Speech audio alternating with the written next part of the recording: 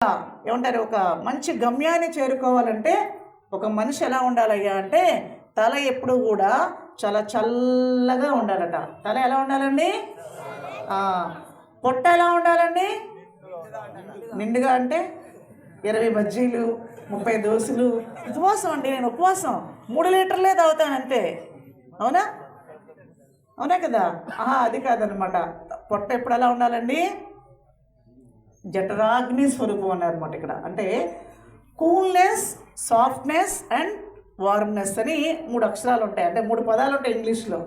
ఏంటంటే ఆయన తల ఎప్పుడు కూడా చల్లగా ఉంటుందట, పొట్ట ఎప్పుడు కూడా సాఫ్ట్గా ఉండాలి. సాఫ్ట్ అంటే ఏంటి? 30 బజ్జీలండి, నాట్ అవుట్. అవునా? 108 బజ్జీలండి, నాట్ అవుట్. తర్వాత నాట్ అవుట్ ఏంటండి? బాత్రూమ్కి నాట్ అవుట్. 108 చెంబులు వెళ్తాయి అనమాట. అవునా కదా? కాబట్టి ఎంతవరకు అంటే అంతవరకే ఉండాలి. అవునా కదా? ఫుడ్ కూడా. అయితే కాళ్ళు ఎప్పుడు కూడా ఎలా ఉండాలి? పరిగెత్తాలి ఎప్పుడు కూడా. ఆంజనేయ స్వామి రెడీగా ఉంటాడు. ఎలా ఉంటాడండి? 2 బాగా మట వేసుకుని పద్మాసనం వేసుకుని కూర్చుంటాడు రాముడు ముందు. ఎలా కూర్చుంటాడు ఆంజనేయ స్వామి? చెప్పండి, ఎలా కూర్చుంటాడు?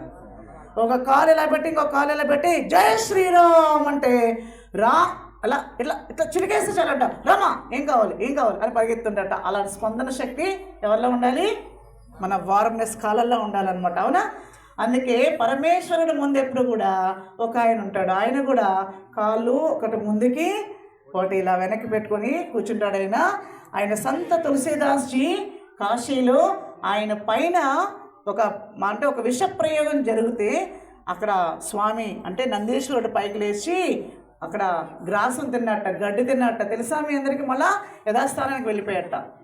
కాబట్టి ఇలాంటివన్నీ ఉన్నాయి, చరిత్రలు ఎన్నో ఉన్నాయి, మనకు తెలుసుకోవాల్సినటువంటి చరిత్రలు ఎన్నో ఉన్నాయి. కాబట్టి ఆ శివమాల దీక్ష వేసుకుంటున్నప్పుడు అర్ధరాత్రి అంటే అపరాత్రి అని కాకుండా పరమేశ్వరుడైనటువంటి అంటే పార్వతీదేవి, గంగామాత ఇద్దరు కూడా భార్యలైనప్పటికి కూడా ఎంత విరాగంగా ఉంటాడో అలాంటి విరాగ స్వరూపముడు బోలాశంకరుడు. అంటే జలం పోస్తేనే అభిషేక ప్రియ హరహ అలంకార ప్రియ ఎవరండి? నారాయణుడు అన్నారు అనమాట. అందుకని మనకి తెలిస్తే రుద్రం, మనకు తెలియకపోతే ఓం నమ శివాయ చాలు. అవునే కదా? కాబట్టి బోలాశంకరుడు అయినటువంటి ఆ పరమేశ్వరుడు అష్టాదశ శక్తిపీఠాలన్నీ కూడా శ్రీశైలంలో ఉన్నాయట. మనము ఆ శ్రీశైల మహాక్షేత్రంలో అడుగు పెడితే చాలట, అక్కడ ఎంతో పాజిటివ్ ఎనర్జీ వస్తుంది. నా అదృష్టం కొద్దీ మొన్ననే స్వామి దగ్గరికి వెళ్ళాను. తల అంచాను, ఆయనకి 3 సార్లు దర్శనమైంది. అమ్మ దగ్గర కుంకుమార్చన కూడా మనం ఆచరణ చేసుకున్నాము. ఎందుకంటే ప్రతి క్షేత్రానికి కూడా దివ్యమైనటువంటి శక్తి ఉంటుంది, అలాగే ఇక్కడ కూడా అదే శక్తి ఉంటుంది. అవునా కదా? కాబట్టి మీరందరూ కూడా చక్కగా మారి మళ్ళా మనం ఎన్నో విషయాల గురించి మనం మాట్లాడుకుంటూ ఉన్నాం ఇప్పుడు. ఎందుకంటే చాలా సమయము ఆసన్నమైంది కాబట్టి మరి జగదీష్ నాయన కూడా మాట్లాడతారు. మళ్ళా మేము వస్తూనే ఉంటాం. ఎందుకంటే జగదీష్ నాయన, నేను, తులసమ్మ మేమంతా వేరు కాదు, మేమంతా ఒకటే ఫ్యామిలీ. ఓకేనా? ఒంటెద్దు తిన్న వాళ్ళు ఎవరైతే మా ఫ్యామిలీలోకి వస్తారో చూస్తాం. మేము కూడా మీ ఫ్యామిలీలోకి రావాలా వద్దా చెప్పండి? రావాలా? ఎవ్వరూ లేవకండి, ఒక 5 నిమిషాలు అయిపోతుంది. తర్వాత మీరు ఉండమన్నా ఉంటానా? నేను ఉండను. అవునా? మీది ఇదే ఊరు కాబట్టి మీరు ఇక్కడ ఉండాలి. అయితే మీ అందరికీ మంచిగా పాపం వాళ్ళు ఎంతో కష్టపడి ఈ కార్యక్రమాలన్నింటినీ కూడా ఒక లైట్ వేయాలన్నా, మీరు కూర్చున్న కార్పెట్ వేయాలన్నా ఏదైనా కూడా డబ్బుతో సంబంధమే కదమ్మా. అలాగే మీ అందరూ కూడా భోజనానికి కూడా ఆయన ఎవరో సంజీవరెడ్డి గారండి. ఆయన పేరేం పేరండి? సంజీవరెడ్డి గారు ఎంతో కష్టపడి అమ్మ అందరికీ భోజనాలు కూడా ఏర్పాటు చేస్తామన్నారు.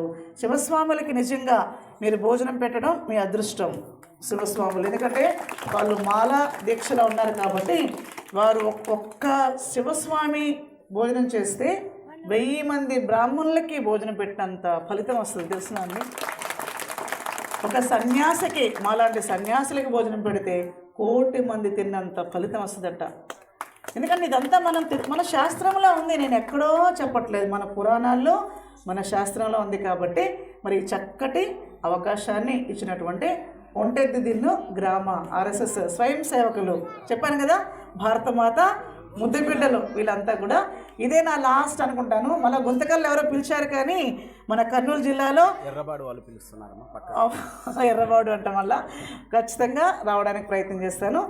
హరి ఓం. జై శ్రీరామ్, జై శ్రీరామ్, జై జై శ్రీరామ్. హరి ఓం. పూజ్య మాతాజీకి ప్రణవ ప్రణామాలు సమర్పిస్తూ, ఎందుకంటే తమ జీవితాన్ని త్యాగం చేశారు వాళ్ళు. ఇటువంటి మహానుభావులు మన భారతదేశంలో చాలా మంది ఉన్నారు. ఒక 10 నిమిషాలు మీకు భిక్ష టైం అయిందని నాకు తెలుసు, కానీ